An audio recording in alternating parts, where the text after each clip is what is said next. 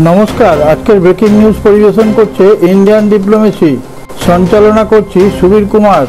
পৃথিবী থেকে কয়েকশো কিলোমিটার উপরে যে কর্মকাণ্ডের প্রস্তুতি নেওয়া হচ্ছে তাকে সঠিকভাবে পরিচালনা করার জন্য আমাদের বিজ্ঞানীরা দিনরাত কাজ করে চলেছে। এরপর মহাকাশ থেকেই যুদ্ধ পরিচালনা হবে। এর সঠিকভাবে রূপ দেওয়ার জন্য ভারত এখন থেকেই নিজেদেরকে তৈরি করছে। ভারতের মহাকাশযান চাঁদ এবং মঙ্গল গ্রহে যখন পৌঁছেছিল আমাদের বিজ্ঞানীরা ভারতবর্ষ থেকেই তার পরিচালনা করেছিল। এই সমস্ত খবর জানতে হলে আপনাদের পুরো ভিডিওটা দেখার জন্য অনুরোধ করছি, তাহলে গর্বে আপনাদের বুক ফুলে উঠবে। এটা আমাদের মহাকাশযানকে মহাকাশে পাঠানোর প্রথম পদক্ষেপ। আমাদের মহাকাশযানকে স্পেসে পাঠিয়ে সেখানে একটা স্টেশন করার শুরুমাত্র। আমেরিকা এবং রাশিয়া দশকের পর দশক এই স্পেস সায়েন্সকে নিয়ে চর্চা করে যাচ্ছে, আর ভারত কিছুদিনের প্রচেষ্টার ফলে এই মহাকাশযানটি তৈরি করে ফেলে। এরপর মহাকাশ থেকে এই সমস্ত কিছু দেখভাল করা হবে। এই মহাকাশের একটা ক্যাপসুল উপরে নিয়ে যাওয়া হয়, কিন্তু এর পিছনে অনেক গল্প লুকিয়ে আছে যা আপনাদের সামনে কেউ তুলে ধরেনি। এই মহাকাশযানটিকে ভারত যখন উপরে নিয়ে যাওয়ার প্রস্তুতি চালাচ্ছে তখন প্রত্যেকটা দেশ অবাক হয়ে যায়। ডিআরডিও, ইসরো ও সেনার বিজ্ঞানীরা এই ক্যাপসুলটিকে উপরে নিয়ে যাওয়ার সময় এই বিজ্ঞানীরা কম্পিউটারের দিকে তাকিয়ে বসেছিল, কারণ এটা খুব সামান্য ব্যাপার নয়। ভারতীয় বায়ুসেনার এক হেলিকপ্টার এই ক্যাপসুলটিকে উপরে নিয়ে যায়। আমাদের হেলিকপ্টারটি এই ক্যাপসুলকে 4 কিলোমিটার উপরে নিয়ে যায়। ডিআরডিও, ইসরোর বিজ্ঞানীরা সেটা ফলো করতে থাকে। আকাশে এই ক্যাপসুলটাকে সঠিকভাবে নিয়ে যাওয়া হয়। এরপর সেই সময়টা আসে যখন ক্যাপসুলটাকে ছেড়ে দেওয়া হয়। এরপর থেকেই আমাদের ইঞ্জিনিয়ারদের ক্যারিশমা শুরু হয়। যারা এটাকে লাইভ দেখছিল তারা সবাই অবাক হয়ে যায়। ক্যাপসুলটা যখন স্পিডে নিচের দিকে নামছিল অটোমেটিক দুটো প্যারাশুট খুলে যায়। কিছুটা স্পিডকে চেক করার পর আর একটা প্যারাশুট অটোমেটিক খুলে যায়। রেসিং কারগুলোকে যেমন স্পিড কমানো হয় সেটাকে অনুকরণ করেই এই কাজ করা হয়।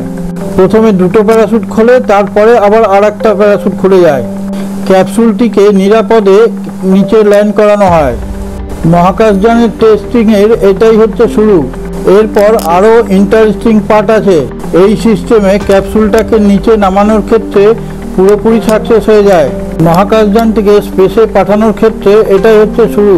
এরপর মহাকাশে যে রকেটটিকে পাঠানো হবে তাতে 3 জন বিজ্ঞানী সেখানে যাবে। মহাকাশে স্টেশন স্থাপন করে তারা ফিরে আসবে। এই প্রক্রিয়া চালু করতে রাশিয়া এবং আমেরিকার প্রচুর টাকা লাগে, কিন্তু ভারত অনেক অল্প খরচের মধ্যে এই প্রক্রিয়া সম্পন্ন করবে।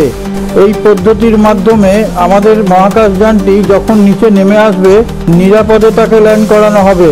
এই পদ্ধতি হাইপারসনিক ফ্লাইট ভেহিকল ও সুপারসনিক মিসাইলকে ব্যবহার করানো হবে। তাদের স্পিডকে চেক করে ল্যান্ড করাতে অনেক বেশি সুবিধা হবে। ভারতের এই নতুন পদ্ধতি দেখে গোটা বিশ্ব অবাক হয়ে গেছে। আমাদের রকেট লঞ্চ করার পর ইন্টারেস্ট শুরু হবে। ভারতের কেন্দ্রীয় মন্ত্রী ডক্টর জিতেন্দ্র সিং যখন প্রকাশ করে আমাদের টেস্টিং সমাপ্ত হয়ে গেছে, তখন বেজিং থেকে ইসলামাবাদ তাদের অন্তরে চাঞ্চল্য সৃষ্টি হয়েছে। যে রকেটটিকে দেখছেন এই রকেটটি আমাদের ভারতীয় 3 জনকে চাঁদে পৌঁছে দিয়েছিল, আর এই রকেটটি আমাদের ভারতীয় 3 জনকে মহাকাশে পৌঁছে দেবে। এই রকেটটি আমাদের মহাকাশে গোয়েন্দাদের কাজ করবে।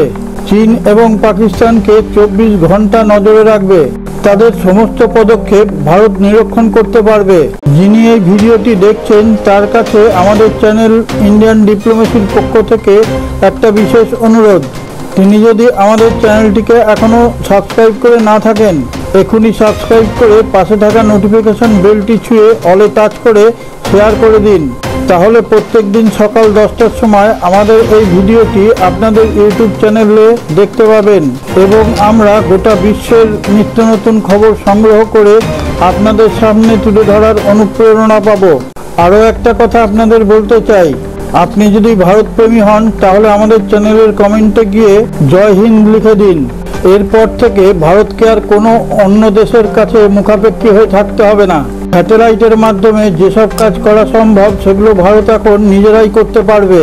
এখন থেকে অ্যান্টি স্যাটেলাইটের মাধ্যমে যদি অন্য কোনো দেশের স্যাটেলাইটকে বিকল করার প্রয়োজন হয় তখন আলাদা করে কোনো অস্ত্রের দরকার পড়বে না।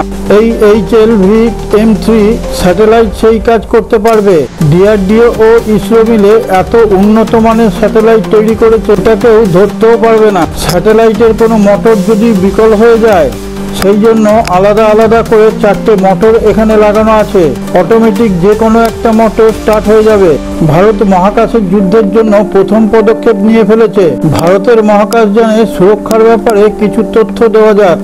ভারতের রকেটটিকে যদি কেউ অ্যাটাক করে তখন রকেটটিকে সেখানে রেখে কয়েক কিলোমিটার দূরে মহাকাশযানটি চলে যাবে। এই মহাকাশযানটিকে সেইভাবেই পরীক্ষা করা হয়ে গেছে। ভারত এই কাজগুলো আগেই ছেড়ে রেখেছে। মহাকাশে থাকার জন্য ভারতের 3 সদস্যকে আগের থেকেই ট্রেনিং দেওয়া হয়েছে। এই সমস্ত ব্যাপারগুলো ভারত নিজেদের কন্ট্রোল রুম থেকেই তা দেখতে পারবে। ভারত কন্ট্রোল রুমে বসেই তাদের সুরক্ষার ব্যাপারে সাহায্য করতে পারবে।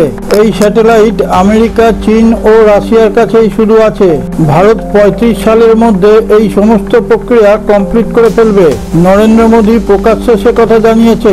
ভারত এই শক্তিশালী রকেটকে লঞ্চ করানোর জন্য লঞ্চ প্যাডও তৈরি করে ফেলেছে। ক্যাপসুলের পরীক্ষার প্রক্রিয়া সমাপ্ত হয়ে গেছে। ভারত এবার স্পেস এলিট ক্লাবের মেম্বার হয়ে যাবে। আমেরিকা চীনের দাদাগিরি এবার শেষ হয়ে যাবে। ভারতের প্রধানমন্ত্রী নরেন্দ্র মোদী সর্বসমক্ষে বলে 2035 সালের মধ্যে ভারত মহাকাশ স্টেশন তৈরি করে ফেলবে। অন্যদিকে 2040 পর্যন্ত চাঁদে নিজেদেরকে প্রতিষ্ঠিত করার জন্য কাজ এগিয়ে চলেছে। চাঁদে মানুষকে রাখার ব্যবস্থাও করা হচ্ছে। ভারতের এই স্পেস স্টেশন প্রশান্ত মহাসাগরের সমস্ত দিক লক্ষ্য করতে পারবে। এর ফলে প্রশান্ত মহাসাগরও ভারতের গ্রিপের মধ্যে চলে আসবে। এবার আপনারাই ভেবে দেখুন 2035 সালের মধ্যে ভারত এই স্পেস স্টেশনের মধ্যে ভারত এখানে ল্যাব তৈরি করে বিজ্ঞানীদের থাকার ব্যবস্থা করবে এবং ইউরোপ, মিডল ইস্ট, চায়না প্রত্যেকের দিকে সেন দৃষ্টি রেখে গোয়েন্দাগিরি চালাবে।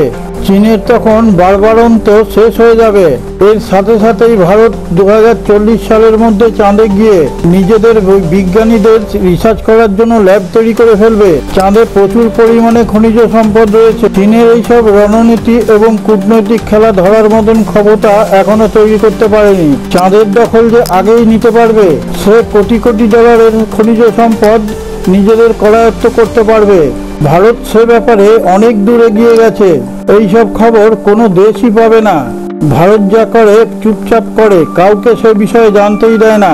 এরপর ভারত ছোট ছোট এশিয়ার ও আফ্রিকার দেশগুলোকে নিজের কাছে টেনে নেওয়ার জন্য আমন্ত্রণ জানাবে। স্যাটেলাইটের মাধ্যমে তাহলে নিজেদের দেশকে অনেক উন্নত করে ফেলতে পারবে।